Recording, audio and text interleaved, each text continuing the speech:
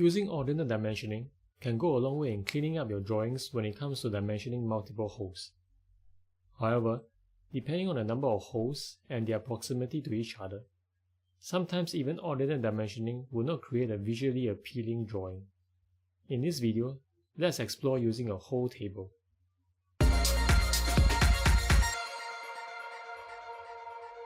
So I have a plate here with quite a number of holes.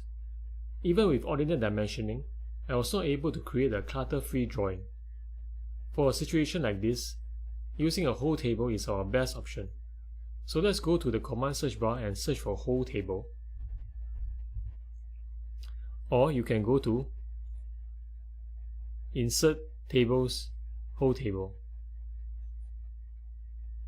So under the option called Alpha or Numerical Control, we can choose how to label our holes. Let's choose to number them. Next, we will need to choose a datum.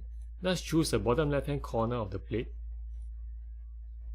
And lastly, we need to choose the face on which the holes are located.